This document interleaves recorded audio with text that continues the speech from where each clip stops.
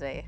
Before I started nutrition coaching, I've always been quite healthy in the way I eat, but not as healthy as the nutrition coaching tells you to be. Yeah. The biggest difference is to stop eating when you're full. Yeah. That is a mighty one, because I would eat. If you gave me the biggest plate in the world, I probably would have ate it all. So I didn't really know that, yes, you know, you're full now, so stop. Yeah. So they showed me how to make different nutrition meals instead of adding the good meals with the bad meals. I always thought about food, funny enough. Like, if I went out, I tried to have the healthy option, but it didn't bother me too much. My thoughts were really, if I had a healthy dinner, then I could have a bad pudding. Yeah. That sort of thing, because I was allowed to. I rewarded myself with a pudding because I had a healthy dinner.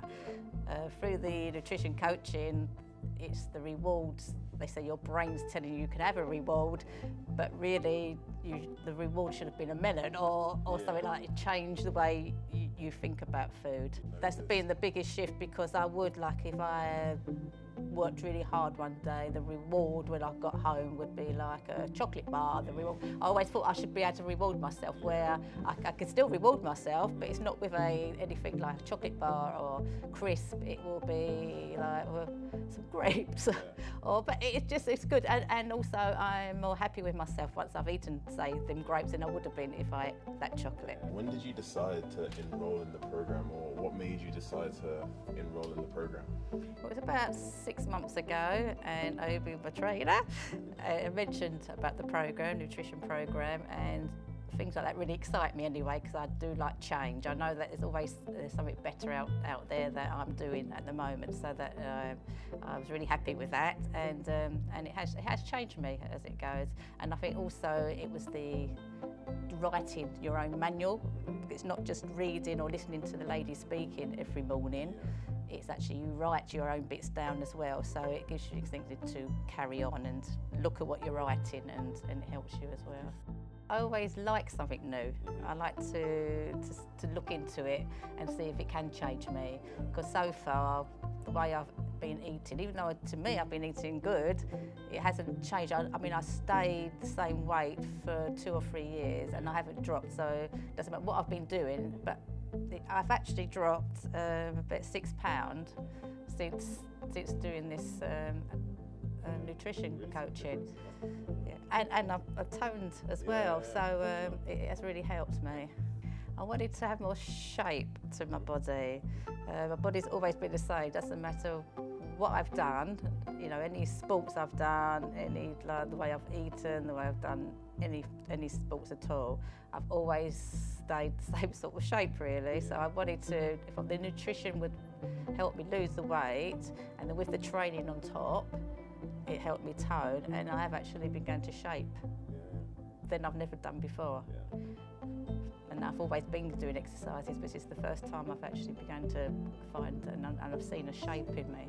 Just to sort of know about nutrition, and my thoughts was that to eat greens and eat fruit and chicken and eggs, so I sort of knew good nutrition, what it was and that, but I didn't know how to put it all together without the bad stuff.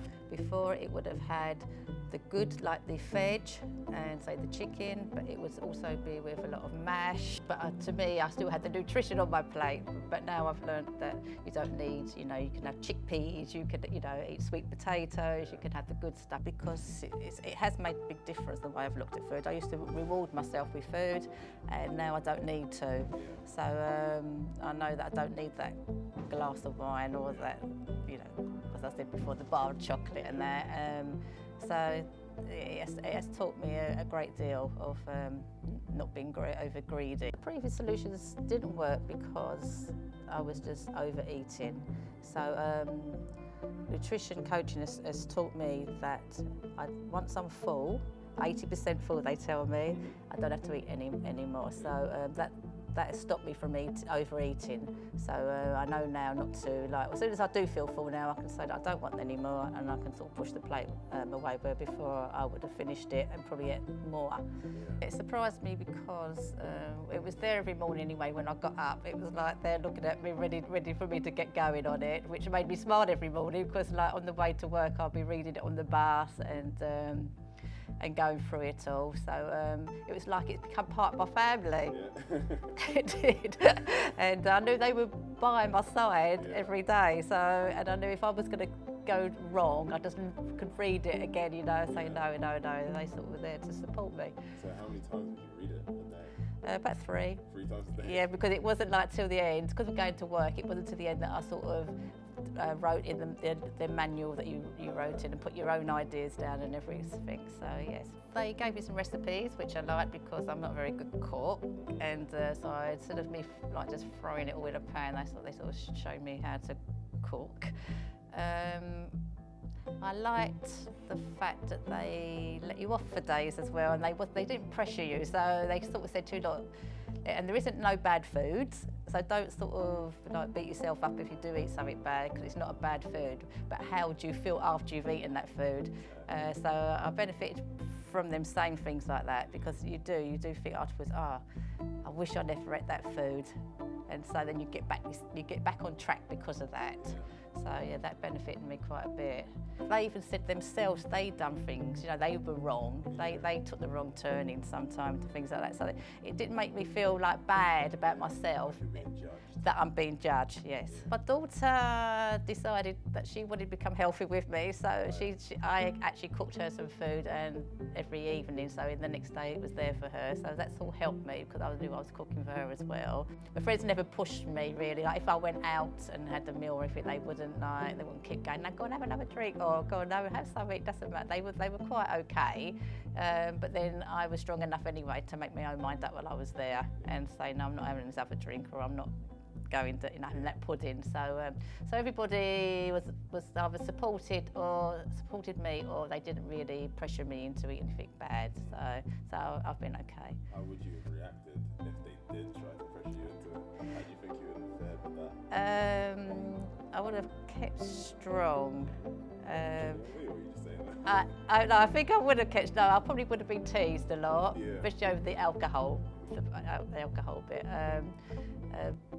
But no, because I would have made an excuse. To be honest, I would have made an excuse. I would have said, I can't drink because of this, or I can't drink because of that, so the pressure's taken off of me. Was the change that you experienced gradual, or was it sort of overnight? No, it was gradual.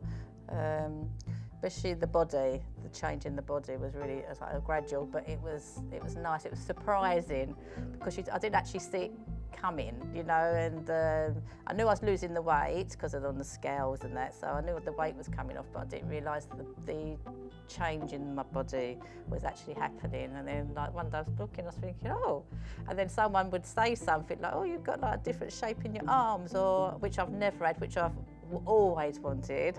And it's other people, if they say things to me, then I think, oh, because when I look at it myself, I just think, oh, am I imagining this or imagining that? But as soon as somebody else says it to you, who don't really know that well as well, you think, oh, you know, and that's what surprised me the most. And it was gradual. Hardest thing I would say was to cut down on the portions of food, because I've been so used to just eating what I want and when I want, and keeping a few hours in between each meal, sort of picking at work, because I sit down all day at work and I have food, I can pick all day. But so what I've done, I've trained myself to just eat breakfast, and the next 2 or 3 hours before lunch to then eat lunch, and then wait and then eat something for the evening. It's strange because it's the right nutrition food I'm eating, especially for lunch from work, because I'm taking it in from home. It fills me up, and I can come home, I can then go to the gym, and I still haven't eaten anything, and then when I get home, if I do, I have something really small. It's not really that I'm that hungry at that time, so literally changing my way of eating has kept me going longer without having to pick at food or even think about food. Did anybody unintentionally make it harder for you, or intentionally make it harder for you? to stick to the actual program. Not really harder for me. I have, when I'm at work, and especially sometimes I put on the recording of the coach while they're speaking that day. They might say, "God, what are you listening to?" But people that aren't into the nutrition and into the gym and weights, they're not getting, so they begin to throw things at you like, you know, what are you doing that for, this, that and the other, but it's all in, you know, in a good times, really, laughs and that, so no. Yeah, a bit of dance. That's it, a bit of banter. Sometimes, I must admit, at weekends, I have my grandchild on a Saturday, and you know what grandchildren, we know what children like it, so they're sweet, so they're crisp, and they're bits and pieces. So, I mean, I don't quit cheating, I just quit pinching a few here and there of his bits. And then that's another thing about the coaching that it says about the rewarding yourself. So that was the hardest time really on a Saturday, having the grandchild, and then in the evening when he's asleep, rewarding myself with something, usually off his leftover sweets or crisps. Say, well, I've had him all day, you know, this is a rewarding sort of thing. And I think the Saturdays is the hardest. I was so proud of myself when I went through a whole Saturday without eating one sweet or one crisp to reward myself at the end of it. When I didn't have a plan or anything, of course it wasn't going to work, because you haven't got anything. You've got things to aim for, but you're not getting there because you don't know what you're doing. So you think you're like a secret eater, as they call. You think you're doing well, but you're not. So now I'm on track, and then with the portions I'm eating and the nutrition that I'm eating, which makes me feel fuller for longer, and it's helping me. I know I can keep on track now. It's just but they say it's changing the way that you eat. It's like, so it's not, it doesn't become like a habit or anything like that. It's the way you eat now. So that's your lifelong way of eating. Yeah. It's not like, oh God, I've got to eat that again. I've got to eat this again. I wish I went to McDonald's or something like that. It's nothing like that. You know, that's the food I enjoy anyway. But it was just getting it in the right portions, and you know, just making sure you don't get the bad carbs and all that with it. So the calories, and you're building up calories. So yes, no, it's just to change the way I'm eating all the way now. It's going to be your system for the long term now. It's, yes, definitely. What would you suggest or recommend to anybody who was confused about their nutrition? I would suggest really to look at what they're eating, number one, and if they do want to change the way they eat, they've got to learn to change the way they eat, not to like go on diets and then think that once they've lost the weight they can go back to eating the way they were eating, they'll be fine. They won't. If everybody changed the way they thought about eating, I would say that they would lose the calories and they would keep them off and they'd be happy. And based on the things that you've learned up until now, would you have like one big tip for somebody like that? What was the thing that sort of changed the most for you, or made your outlook towards nutrition change the most? I'd definitely go on the 80%. Like once you're 80% full, you don't need to eat anymore instead of like overeating. Don't drink too much, because once you do start drinking, then the food starts coming in. It's just a natural. So try not to drink too much. And now and again, it doesn't hurt to have a bad day, because as they said, no food is really bad. So now and again, you know, you can have a bad day, you know, and don't feel too bad for having it, but just get back on track the next day, and just learn all about nutrition, because it's the best way of going on, really.